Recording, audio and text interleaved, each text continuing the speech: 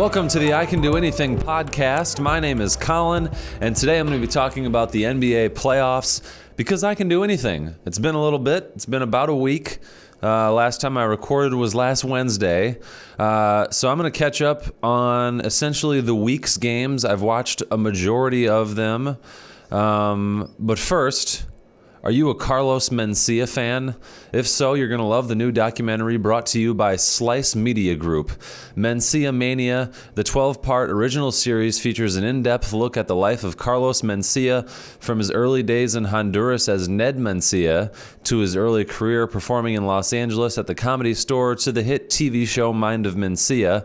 Mencia Mania includes first-hand accounts from his first appearance on the Arsenio Hall show to the day-to-day grind of hosting Funny is Funny on Galavision in the late 90s.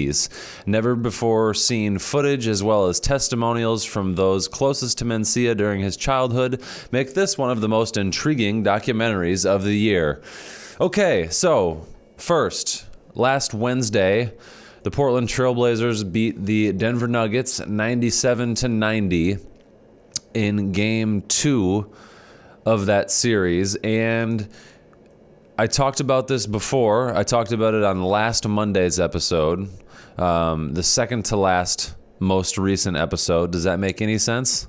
What would that be? Episode 49.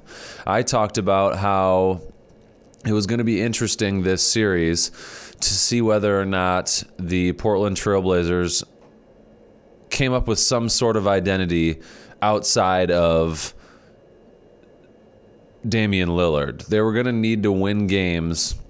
They were going to need to get solid performances from guys outside of Damian Lillard. Going back to Game 1, the Nuggets won 121-113, and it was a pretty poor performance from Damian Lillard coming off of that game winner. No, it wasn't. Just kidding. The page loaded, and he had 39 points and shot 57% from the field, and they still lost.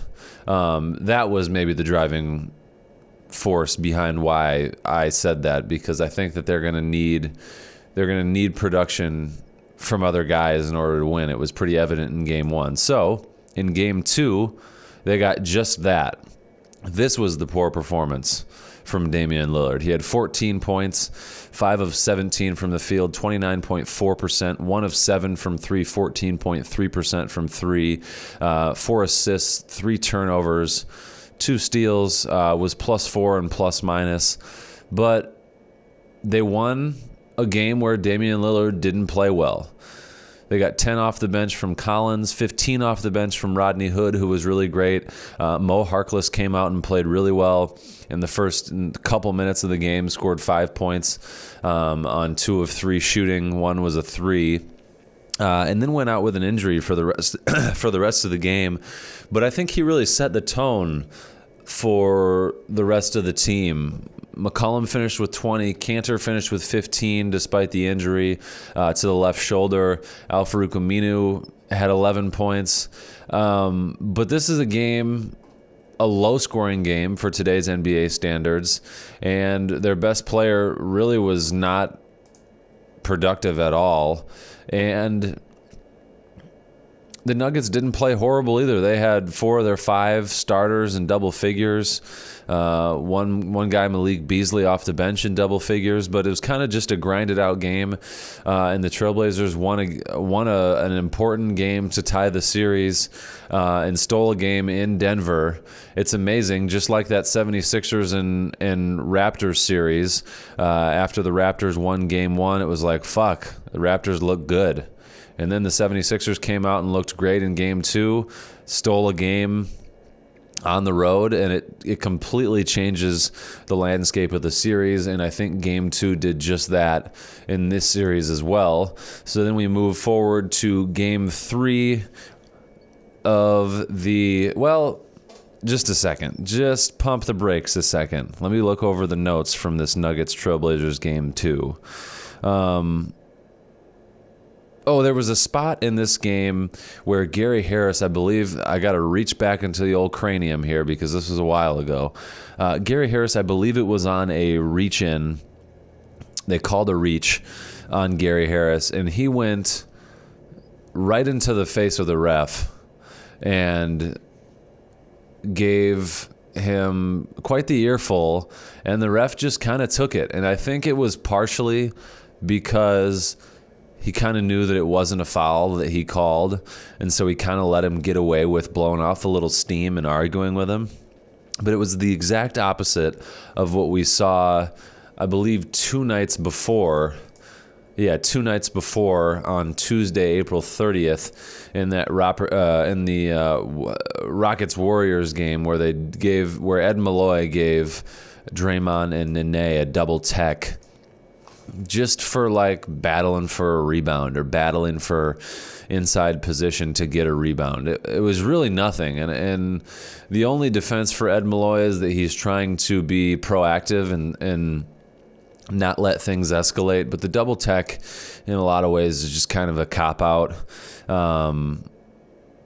Yeah, I don't know. I just thought it was cool to see the other side of the spectrum. You see a quick tech in one game, and then I think maybe because the ref realized that he made the wrong call, he let Gary Harris kind of give him an earful and get right up into his face. You saw Chris Paul, I believe that was in game 1 of the Rockets-Warriors series, where he kind of got into he bumped into the ref as he yelled at him, and he got tossed immediately. I believe that was Ed Malloy as well. So maybe there's a trend there with Ed Malloy. Another thing I noticed in this game is Paul Millsap is essentially the Nuggets' Pascal Siakam. He does for the Nuggets in a lot of ways what Pascal Siakam does for the Raptors. I think Siakam may be a little more versatile as a ball handler, a little more versatile in transition, maybe a more dynamic jumper and athlete than Paul Millsap, maybe not quite as crafty as Paul Millsap. Paul Millsap obviously has some years on Pascal Siakam, but they essentially fill that same role, and it's really fun to watch both of those guys play. Millsap played well in Game 2. Rodney Hood played really well. I kind of talked about that already. Jokic pushed Cantor at the end of the game into Torrey Craig, who broke his nose towards the beginning of this game, and then came back with a face mask on and continued to play. And towards the end, I don't remember who the announcers were, but it took them like almost the entire...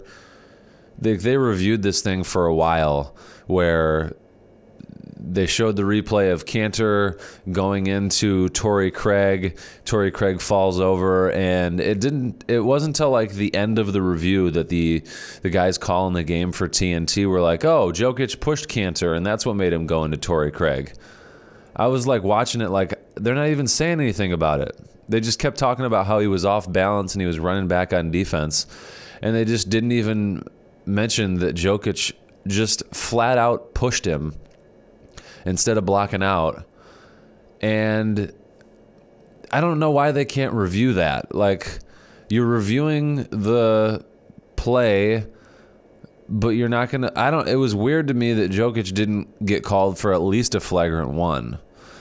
I'm not the type to want to throw out these flagrants and technicals willy-nilly like it seems like they do now in the NBA, but if anything's an unnecessary non-basketball play, he just flat out pushed him. I was sort of amazed that and he had 5 fouls at the time. I was sort of amazed that Jokic didn't get called for a foul that kicked him out of the game due to the foul limit, or that he got a flagrant one, which would have led to him being ejected. Because I believe a flagrant one it's got to be at least one personal foul. I don't know how that works actually. But yeah, that sort of amazed me that Jokic didn't get a foul. But yeah, the Blazers steal a game on the road with only 14 points from Lillard, and that is a huge, huge win in that series. Now, obviously, maybe, you know what? I'm just going to go game by game instead of day by day like I normally do. So now let's go to Friday night, where the Nuggets and the Trailblazers went into 4 overtimes. I just watched this game today, actually. I went to sleep before this game, and I had a busy weekend and didn't watch really any basketball over. Well, I watched the Warriors-Rockets game on Saturday night, but I wasn't able to watch the replay of this game until just today. And it wasn't till, I believe, Monday night, last night, I think it was Sunday night that I accidentally spoiled it. Up until Sunday night, I didn't know what happened, what the score was, who won, or anything. All I knew is that it was a really fucking good game, and my dad was pestering me about watching it and kept hinting at like he was going to spoil the surprise, but never did. And then I turned on the NBA app on my Apple TV to watch the fucking game on Sunday night, which was game 4 of that series, and it gave it away, kind of. It said that the Blazers won in 4 overtimes, and I was like, well, fuck.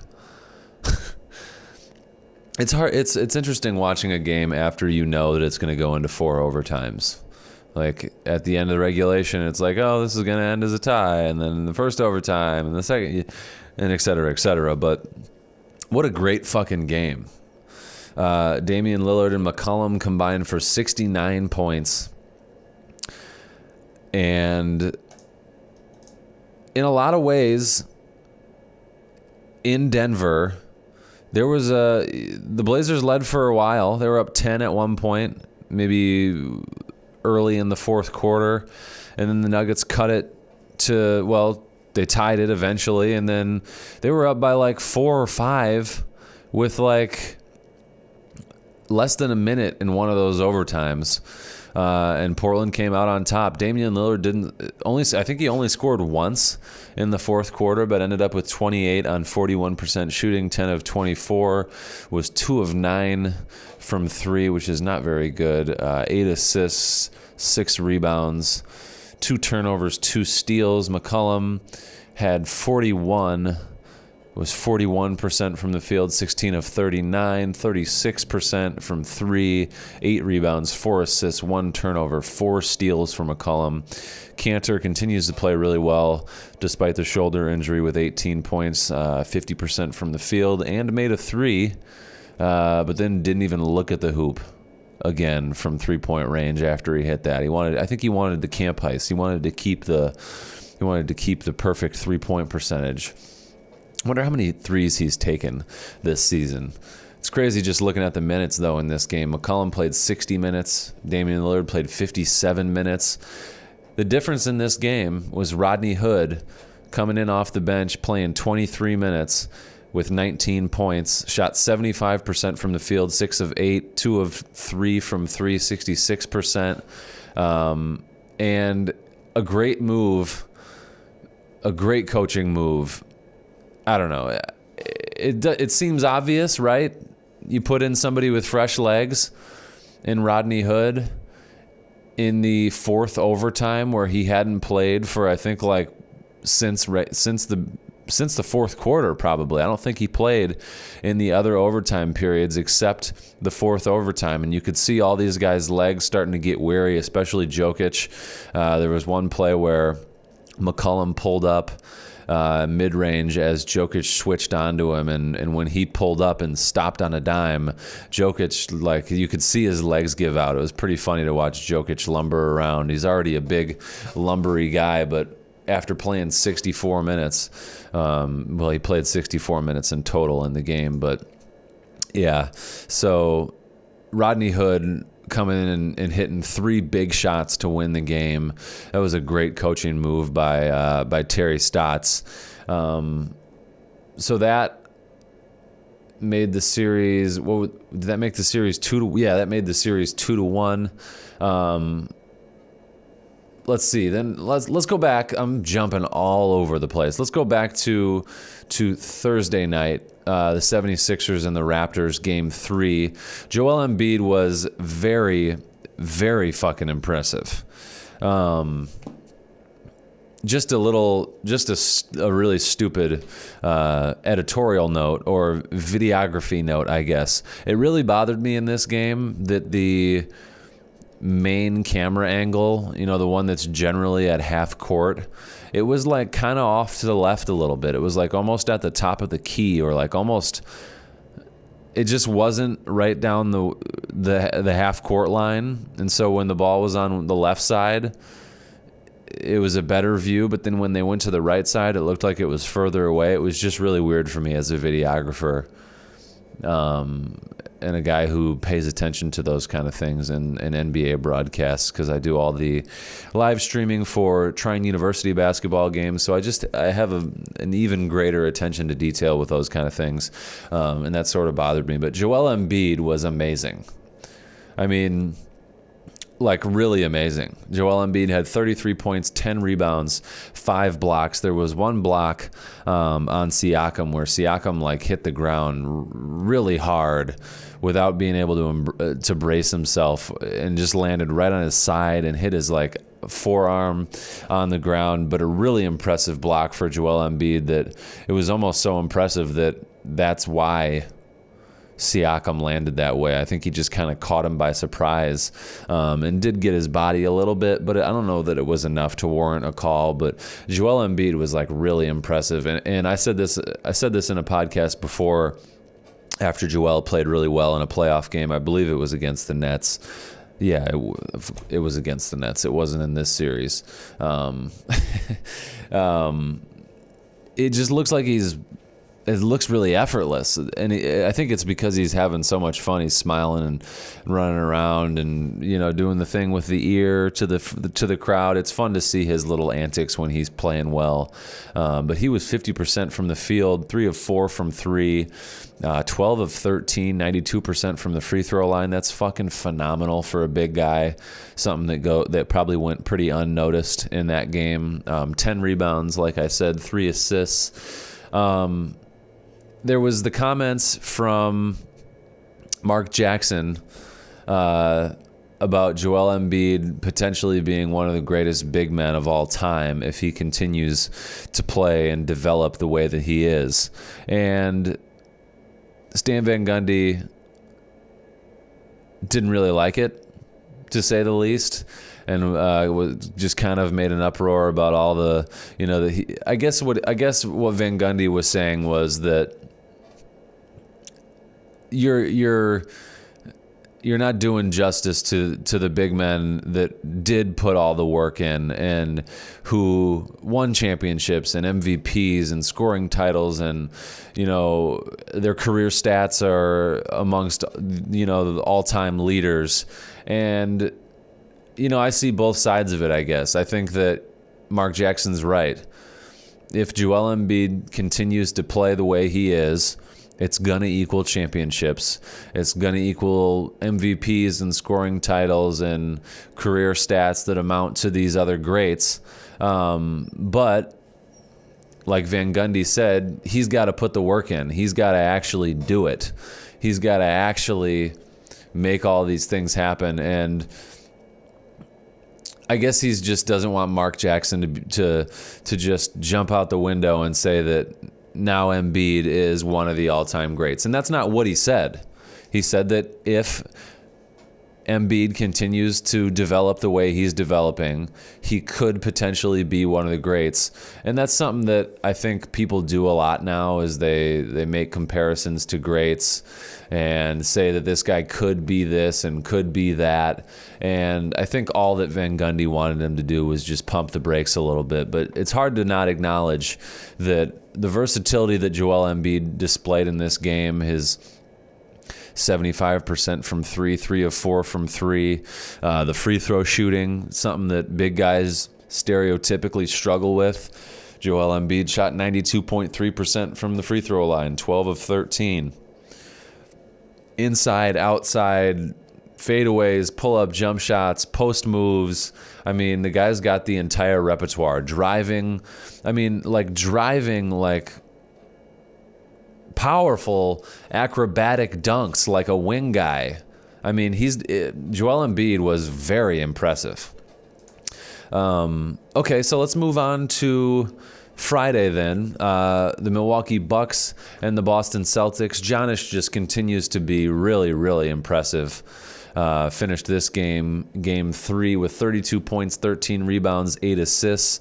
Kyrie led the way for the Celtics with 29, although he only shot 36% from the field, 8 of 22, 2 of 8 from 3, 6 assists, 4 turnovers is far too many. Jason Tatum played well, had 20 points, shot 50% from the field, but 0 of 5 from 3. They got double figures from their starting 6. Gordon Hayward came off the bench as the 6th man and had 10 points, but shot 25% from the field, 2 of 8, 2 of 4 from 3, grabbed 7 rebounds, 5 assists, had 2 turnovers. But the biggest thing I got from this game was Kyrie had a sick crossover at the beginning of the game and looked really great out of the gate, and then was kind of Antetokounmpo just kind of like Jokic, just really, really dictates the tempo and just really dictates the flow of the game.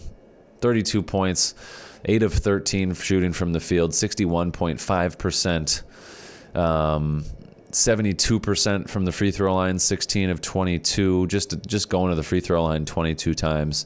A lot of them are fouls. I think anytime you go to the free throw line and shoot 22 times, there's probably some of them that are just based on reputation, kind of the way James Harden goes to the free throw line. Giannis has that same type of thing. It's just reputation. Like, these refs are sort of anticipating these huge guys getting fouled because that's what you have to do to stop them. 13 rebounds, though, 8 assists, 5 turnovers is probably too many. But 3 blocks, 2 steals. Brook Lopez continues to struggle. He was 1 of 4 from 3, 3 of 6 from the field. 50% from the field is all right. That's fine, but only 7 points. Chris Middleton continues to just be solid. He's just a great, solid second man. 20 points, 50% from the field shooting, 6 of 12, 3 of 6 from 3, 5 assists. 5 turnovers is pretty bad. 4 rebounds. Bledsoe got into foul trouble in this game. Didn't shoot the ball well at all. 4 of 15 from the field, 26%, 1 of 6 from 3. But made some big plays down the stretch. Got a couple big baskets down the stretch. Made a couple good defensive plays down the stretch. And just is a great energy guy as a point guard. George Hill came in and had 21 points, though, off the bench. He was a big reason why they were able to pull away late. George Hill he just maintains really well. He's just a great, solid backup point guard. Shot 9 of 12 from the field, 75%, 2 of 3 from 3, 66%, had 3 assists, no turnovers. I mean, just solid. So then we move on to Saturday. Rockets-Warriors. The Rockets won 126-121, and I think that James Harden plays well when Wait, did I watch this game? Yeah, I did watch this game. That completely throws out the theory I was just about to go with. So James Harden had 41 points, shot 14 of 32 from the field, 43.8%. That's a lot of shots, but 43 is fine. That percentage is okay. 5 of 13 from 3, 38.5% is not terrible. Was 8 of 8 from the free throw line, a much, much more respectable number of free throws taken. 9 rebounds, 6 assists, 3 turnovers. A really, really solid game for James Harden. I've got no criticism. He played well coming off that lacerated eye. Put together a really solid game and won a close, tough game where Kevin Durant had 46. Draymond played really well and recorded another triple-double. 19 points on 60% shooting, 11 rebounds, 10 assists, only 2 turnovers. Draymond's played really, really well in the playoffs thus far. But on a down night, for Curry and Thompson, who had 17 and 16, shot 37.5% from the field for Clay and 30.4% from the field for Curry. Curry was pretty bad from three, 2 of 9 from three, 22%. Clay was 2 of 6, 33%. So a little uncharacteristic for them. And if those guys shoot their percentages, the Warriors win. Eric Gordon played really well, too, had 30 points, 55% shooting from the field, 7 of 14 from three. He was really great in this game. He was a really big difference. They didn't get much off the bench, got 10 off the bench from Shumpert and 8 from Rivers and 3 from Nene, but not a ton of bench production for the Rockets. They are probably the least deep team in the NBA playoffs remaining, but a very solid win for them on Saturday night to make it 2-1. Then we jumped to Sunday. I didn't watch either of these games, so I'm going in blind. However, I did hear that Kawhi Leonard played really well and was very, very impressive in this game. He finished with 39 points and 14 rebounds. Shot 65% from the field, 13 of 20, 5 of 7 from 3, 71%. Very impressive. I'm going to have to watch this. 14 rebounds, like I said, 5 assists, 7 turnovers is not very good, but a pretty impressive game. I can say that, having not seen it, because I can do anything, remember? Yeah, I'm definitely going to watch this game tomorrow. Maybe I shouldn't talk about it then, and I should talk about it on the next episode. Yeah, I'll talk about it both. I'll just do both, because I can do anything. Jimmy Butler, 29 points, 9 of 18 from the field, 3 of 7 from 3. They got double figures from all their starters. But Joel Embiid, unlike the game before, was pretty unimpressive. Wow, 11 points, 2 of 7 from the field, 28%, 0 of 1 from 3, 7 of 10 from the free throw line, 8 rebounds, 7 assists, 2 turnovers. Yeah, not a very impressive game for the Sixers. They only got 11 points off the bench. James Ennis has played pretty well for them coming off the bench thus far, but they're only playing 8 guys. Boban didn't play, Amir Johnson didn't play, McConnell didn't play, Jonathan Simmons didn't play, Bolden didn't play at all. Siakam didn't play very well either. 9 points, 20% from the field, 0 of 4 from 3. I'll talk more about that game on the next episode and more about the series tying Game 4 between the Nuggets and the Trailblazers. The Nuggets won 116 to 112.